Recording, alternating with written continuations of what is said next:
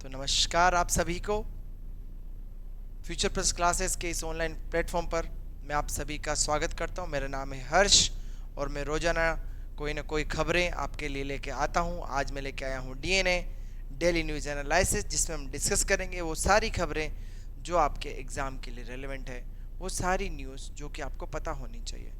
फ़र्क नहीं पड़ता कि आप किस एग्ज़ाम की तैयारी कर रहे हैं, फ़र्क नहीं पड़ता किसी एग्ज़ाम की तैयारी आप कर रहे हैं नहीं कर रहे हैं, पर वो सारी खबरें जो कि आपके एग्ज़ाम के लिए रेलेवेंट है, या बीइंग अ कॉमन मैन और एक आम आदमी की तरह खबरें आपको पता भी होनी चाहिए, वो सारी खबरें हम डील करेंगे।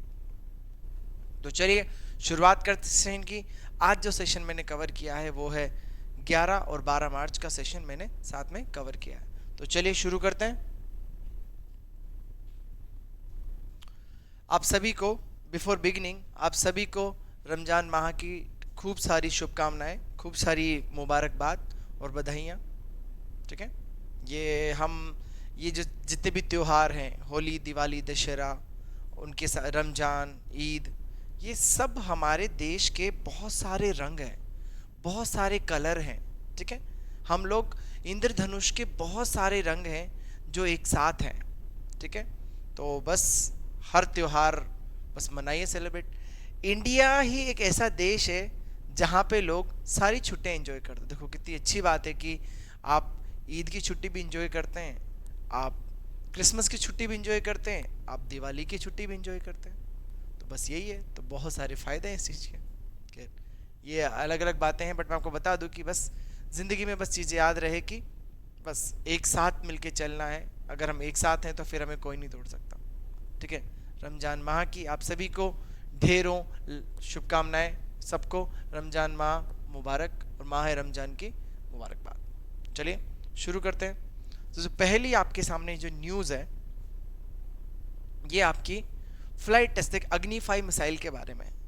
अग्नि 5 मिसाइल के बारे में अगर थोड़ा सा ओवरव्यू लें तो देखिए, एक जो क्रेडिबल डेटरेंस बनाने के लिए इंडिया ऐसा देश है। अगर हम बात करें, इसके ऊपर में इस साइड में चाइना है, इधर फिर पाकिस्तान, नीचे में श्रीलंका, ठीक है, साउथ साइड में श्रीलंका, और अफगानिस्तान से भी 105 किलोमीटर का हमारा बॉर्डर है। तो ये सारे जो चीज़ें हैं जो सब एक साथ है, देखिए there may be a chances, वहाँ पे पूरी पूरी संभावनाएं हैं कि पूरी पूरी संभावनाएं हैं कि देखो, अगर किसी, देखिए आपने वो भी सुना होगा कि समा शोभते उस भुजंग को जिसके पास गरल हो।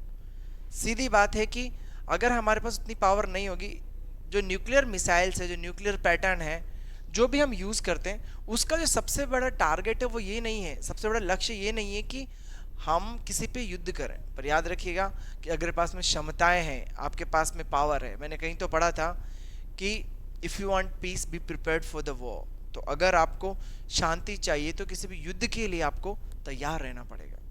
तो ये सारी चीज़ें हैं। तो इसी संदर्भ में भारत ने अपनी परमाणु शक्ति बढ़ाने के लिए, अपनी सैन्य शक्ति बढ़ाने के लिए अग्नि 5 का परीक्षण किया है। अग्नि 5 एक मिसाइल है, उसके बारे में कुछ जानकारी हम लेते हैं। चलिए वन बाय वन। ठीक है, अग्नि 5 मिसाइल के बारे में बात करें तो इसके पहले अग्नि 1, अग्नि 2, अग्नि 3, अग्नि 4 और अग्नि 5, ये अग्नि 5 मिसाइल है जो कि DRDO, defence research and development organisation ने इसका अभी सफल परीक्षण किया है। ये आपको याद रखना है। ये जो आपका व्हीलर आइलैंड था पुराना, जिसका नाम बदल के doctor APJ Abdul Kalam island कर दिया गया बाद में, वहाँ से इसका सफल परीक्षण किया गया है, ये आपको ध्यान रखना है। ठीक है, अग्नि एक लंबी दूरी की मिसाइल है, मतलब मिसाइल 3 रेंज की होती है।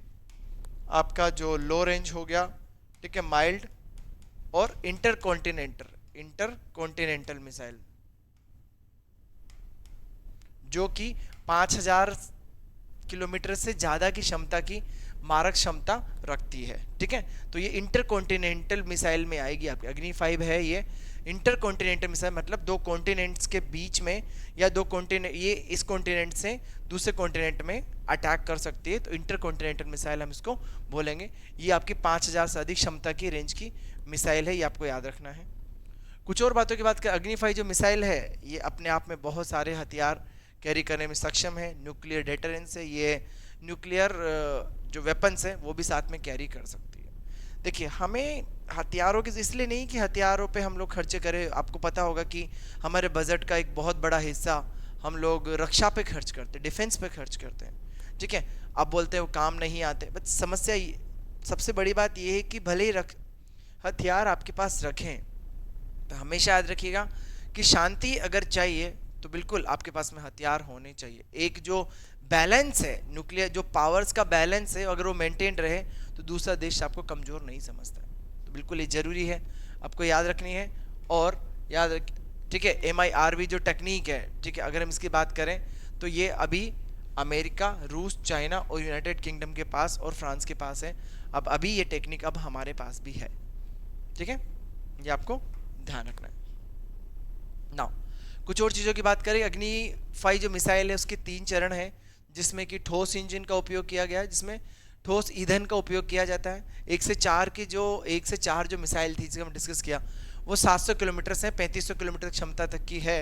लेकिन जो आपकी अग्नि 5 मिसाइल है 35, ये 5000 से ऊपर की मारक क्षमता इसकी है, ये आपको ध्यान रखना है।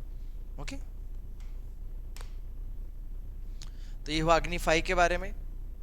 कुछ और इन्फॉर्मेशन की अगर हम बात करें, ठीक है, नाउ एक जो न्यूज़ थी आपको पता होनी चाहिए। पासपोर्ट आप सभी ने सुना होगा। देखो, पासपोर्ट की ज़रूरत क्यों होती है? जब भी आपको विदेश जाना है या आप विदेश भ्रमण के लिए जाना चाहते हैं तो आपको वीज़ा और पासपोर्ट दोनों की ज़रूरत पड़ती है। अब पासपोर्ट आपने देखा होगा कि बहुत सारे राजस्थान के लोग जो बाहर में जॉब करने जाते, सऊदी अरब में जाते हैं, उन सबको पासपोर्ट की ज़रूरत होती है। तो एक रिसेंटली एक न्यूज़ थी, 2-3 चीज़ आपको पासपोर्ट में बता दूँ। Passport issued by ministry of home affair और जो एक्सटर्नल मिनिस्ट्री है, ठीक है, विदेश मंत्रालय और मिनिस्ट्री ऑफ होम अफेयर, उनका जॉइंट ईयर रहता है, आपको ध्यान रखना है। पासपोर्ट के बारे में अगर समझे तो पासपोर्ट एक टाइप का डॉक्यूमेंट है जो कि with the power of president issue होता है, ठीक है। प्रेसिडेंट पासपोर्ट ऑफिसर को पावर देता है कि वो पासपोर्ट इशू करे, जिसका मतलब ये है कि जिन भी कंट्रीज़ के साथ में हमारे फ्रेंडली रिलेशंस हैं और जहाँ पे हमारे दूतावास हैं या जहाँ से हमारे मित्र संबंध है, वहाँ पर वीज़ा मिलने के बाद में उसको रोका ना जाए और वो उस कंट्री में जाकर घूम सकता है। अलग अलग वीज़ा, बहुत सारी और भी चीज़ें होती हैं, बट पासपोर्ट कुछ ऐसा रहता है। तो न्यूज़ है, तो इसमें न्यूज़ में ऐसा आया है कि Kerala is again highest on rank. Kerala बहुत छोटी कंट्री, जनसंख्या की दृष्टि से देखें या क्षेत्रफल की दृष्टि से देखें तो बहुत छोटी स्टेट है, बट अगर आप इसको देखेंगे तो आपको वहाँ पे पासपोर्ट सबसे हाईएस्ट है। एक और चीज़ मैं आपको बता दूँ कि केरला में सबसे ज़्यादा जो बाहर से जो फंड्स आते हैं, ठीक है, वो केरला से सबसे ज़्यादा हैं। जो रेमिडीज़, जो बाहर से लोग पैसा भेजते हैं, जो लोग यहाँ के लोग जो बाहर काम करते हैं और अपने परिवारजनों को पैसा भेजते हैं, उसमें भी केरला नंबर 1 पे, आपको ध्यान रखना। ओके, कुछ और इन्फॉर्मेशन चलिए बात कर लेते हैं। तो इसमें हालांकि केरला को सबसे टॉप लेवल पे रखा गया है, जिसमें कि केरला, उसके बाद में महाराष्ट्र, फिर तमिलनाडु, फिर पंजाब और गुजरात का नाम इसमें है, ठीक है, ये आपको ध्यान रखना। उत्तर प्रदेश में पासपोर्ट धारकों की संख्या सबसे ज़्यादा है, जो कि 70 लाख है, बिकॉज उत्तर प्रदेश जनसंख्या की दृष्टि से एक बहुत बड़ा राज्य है। कुछ और इन्फॉर्मेशन की बात करें, दीज आर द स्टैटिक्स। अगर आप नोटिस करेंगे कि महाराष्ट्र उसके बाद में आता है और यूपी में हाईएस्ट पासपोर्ट है, पासपोर्ट धारक है ना। एक और खबर जो न्यूज़ में थी, देखिए, सेना के बारे में, उसी क्रम में एक न्यूज़ थी, CISF, central industrial security force, CISF जो आपने सुना होगा। CISF जो है वो आपके जितने भी न्यूक्लियर इंस्टॉलेशंस हैं, दिल्ली मेट्रो ले लो, जो आपकी की बिल्डिंग्स है, ठीक है, सुरक्षा की जो बिल्डिंग्स है, उन सब की सुरक्षा करती है। इंडस्ट्रियल फोर्स के नाम से उसको IVG फॉर द, ठीक है, सेंट्रल इंडस्ट्रियल सिक्योरिटी फोर्स है, मतलब इंडस्ट्रीज हो गया, न्यूक्लियर इंस्टॉलेशंस हो गया, ठीक है, ऑफिस हो गया, विधानसभा ऑफिस, बहुत सारी जो इंडस्ट्रीज है उन सब की ये सुरक्षा का काम करती है। इसका 10 मार्च इसको राइजिंग डे के रूप में हम लोग सेलिब्रेट करते हैं। तो we discuss few news about it. 10 March is CISF raising day. इसको औद्योगिक सुरक्षा बल की स्थापना 1969 में हुई थी। गृह मंत्रालय के अंडर ये काम करता है, आपको ध्यान रखना पड़ेगा। अभी जो इसकी डायरेक्टर है वो है नीना सिंह, डायरेक्टर है। 7 दूसरे ये जो सशस्त्र पुलिस बल है, उसमें आसाम राइफल हो गया, बॉर्डर सिक्योरिटी फोर्स हो गया, ठीक है, जो अपने पाकिस्तान बॉर्डर पर, इंडिया पाकिस्तान बॉर्डर पर सुरक्षा करती है। केंद्रीय औद्योगिक सुरक्षा बल CISF हो गया, केंद्रीय रिजर्व पुलिस फोर्स हो गया, ठीक है, Indo Tibetan police force ITBP हो गया, राष्ट्रीय सुरक्षा गार्ड NSG जो कि जो PM और PM सेफ्टी और PMO जो अदर नेता है उनकी सेफ्टी के लिए काम है, उनकी सुरक्षा करती है, और सशस्त्र सीमा बल इसमें आता है। CSF का साइन है, CSF का लोगो आप पढ़ेंगे तो संरक्षण एवं सुरक्षा, प्रोटेक्शन एंड सिक्योरिटी। कुछ और इन्फॉर्मेशन की बात करें तो ये हवाई अड्डा, दिल्ली मेट्रो, बंदरगाह, इन सब में सुरक्षा प्रोवाइड करती है। ठीक है, निजी क्षेत्र की जो इकाइयां हैं, याद रखिएगा, जो निजी क्षेत्र की इकाई है वहां पे भी ये सुरक्षा प्रदान करने का काम करती है। सरकारी इमारतों को प्रदान करती है। इसके 3 डिवाइडेड है, Z+ सिक्योरिटी, Z और X और Y सिक्योरिटी प्रोवाइड करती है।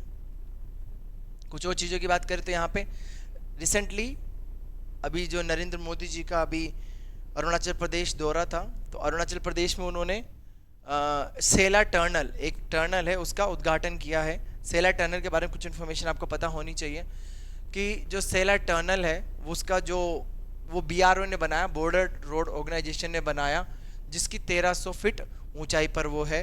ठीक है, तेजपुर आसाम को अरुणाचल प्रदेश पश्चिमी कामेंग तवांग से जोड़ेगी ये। ठीक है, अरुणाचल और आसाम को ये आपस में जोड़ने का काम करेगी। टोटल लागत 825 करोड़ इसकी आई है।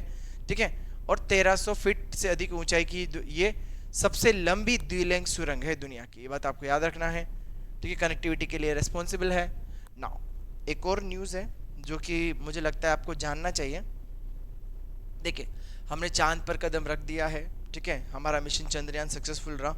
उसके बाद में हमारा जो एक मिशन है, देखिए समुद्र की गहराई में बहुत सारे राज छुपे हैं।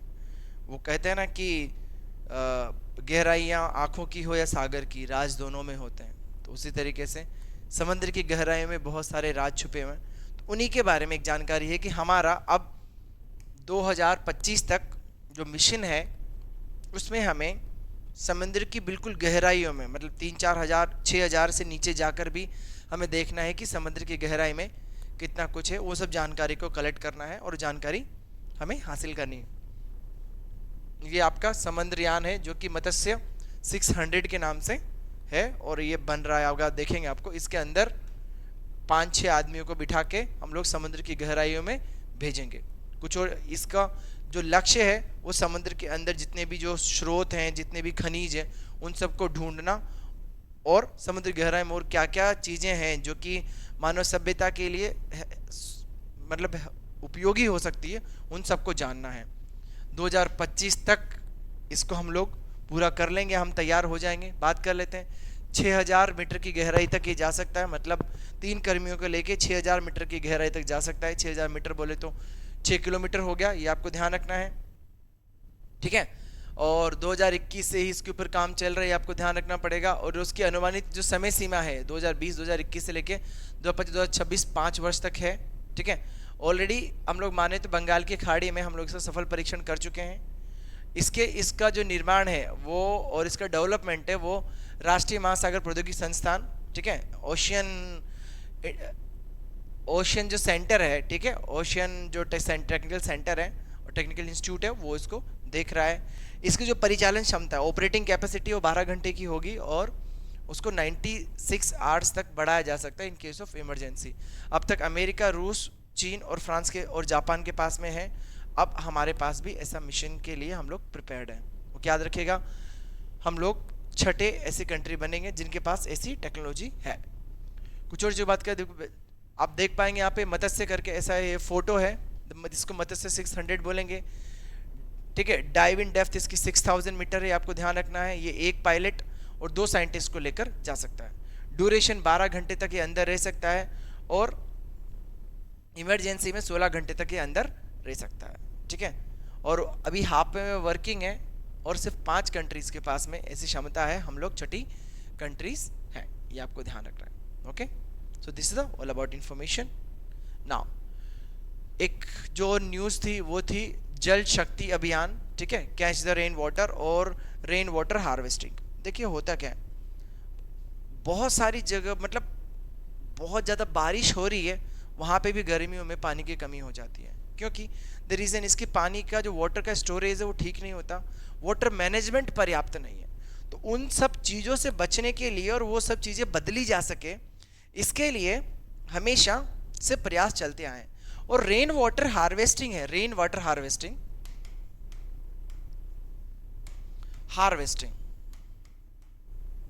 वो अपने आप में ऐसी टेक्निक है जिससे कि हम ग्राउंड जो वाटर लेवल है, जो भूमि का जो वाटर लेवल को रिचार्ज करके और ऊपर ला सकते हैं। इसमें क्या रहेगा, जो छत के ऊपर क्या करते हैं, छत के ऊपर जो जितना भी पानी बारिश होगी उसको एक पाइप से कलेक्ट करके अंडरग्राउंड भूमिगत पाइप के थ्रू भूमिगत कर दिया जाएगा, जिससे कि ग्राउंड वाटर रिचार्ज होगा और पानी हम लोग ये कर भी कर पाएंगे और उससे हम लोग इसका एक दोहन कर पाएंगे। ठीक है, होता क्या है कि जो पानी है बारिश का वो बहकर कहीं और चला जाता है, बहकर वो आगे चला जाता है और बाद में वो नदी में जाके समंदर में मिल जाता है, जिससे कि बहुत ज़्यादा बारिश होने के बावजूद भी, बाढ़ जैसे हालात होने के बाद भी पानी की कमी हो जाती है। तो ठीक है, जल शक्ति अभियान की बात करते हैं। रेन वाटर 2024 का मिशन है, नारी शक्ति से जल शक्ति इसकी थीम है। 9 मार्च को इसको लॉन्च किया गया है, ये आपको ध्यान रखना है। कुछ और इन्फॉर्मेशन की बात करें तो ये जो मिनिस्ट्री ऑफ जल शक्ति है उसने इसको लॉन्च किया है, द कैच द रेन। इसका जो थीम है वो है जल शक्ति अभियान कैच द रेन 2024 का 5वां संस्करण है। 2020 से ये चल रहा है। ये अभियान 30 नवंबर 2024 तक चलाया जाएगा, जिसमें कि रेन वाटर हार्वेस्टिंग की बात होगी। एक और जो लास्ट में एक योजना है, ये छत्तीसगढ़ में एक योजना लॉन्च हुई है, महतारी बंधन योजना। महतारी का मतलब माता होता है, महतारी मतलब माता हम कह सकते हैं, महिला कह सकते हैं। ठीक है, हर महिला को वहाँ पे 12,000 रुपये वार्षिक मदद दी जाएगी, या ये कहा जाता है कि 1,000 रुपये महीने उसके खाते में डाला जाएगा। अगर महिला, जो विवाहित महिलाएं हैं, उनको इसका डायरेक्टली लाभ दिया जाएगा। ओके, तो यहाँ पे है कि 10 साल से जितनी भी जो चीज़ें हैं, ये नरेंद्र मोदी जी के ट्वीट है जिसमें कि इस योजना के बारे में कहा गया है या बताया गया है। ओके, तो पीएम मोदी ने ये महतारी वंदन योजना लॉन्च करी। 70 लाख महिलाएं इसकी पात्र होगी। 1,000 रुपये महीना या 12,000 रुपये सालाना महिलाओं को इसमें मिलेगा। ओके, और इसका जो पात्रता है उसकी 23 साल से लेकर 60 वर्ष तक की महिलाएं हैं वो इसकी पात्र होगी। देखिए, इससे जो फायदा क्या मिलेगा, इससे महिलाएं सशक्तिकरण बढ़ेगा, महिला सशक्त होगी, और जो जितने भी जो खर्चे हैं, जितने भी जो ये जो मनी उनको मिलेगी, इससे वो अपना इकोनॉमिक विकास कर पाएंगे। बहुत बड़ा है, अपने आप में लक्ष्य है। ठीक है, देखिए जहाँ पे गरीबी ज़्यादा होती है वहाँ पे 1,000 रुपये महीने की भी हेल्प बहुत ज़्यादा हो जाती है। ठीक है, तो बस याद रखिएगा, इससे महिला सशक्तिकरण में हेल्प मिलेगी, ये आपको ध्यान रखना है। और 10 मार्च 2024 को इसकी शुरुआत छत्तीसगढ़ में की गई है। ठीक है, so this is all about the today's news analysis. Hope आप सभी को मेरा लेक्चर अच्छा लगा होगा। अगर आपको मेरे वीडियोस यूज़फुल लगते हैं तो इस चैनल को सब्सक्राइब करें, इस वीडियो को लाइक करें और अपने दोस्तों के साथ शेयर करें, और अपना वैल्यूएबल कमेंट ज़रूर दें, जिससे कि हमें पता चले कि हमें कहाँ इम्प्रूवमेंट करना है और कहाँ हम इम्प्रूवमेंट कर सकते हैं। I really wish to thanks the director Yashwant sir and Athak sir for their valuable support. I'll see you in next video. Thank you so much.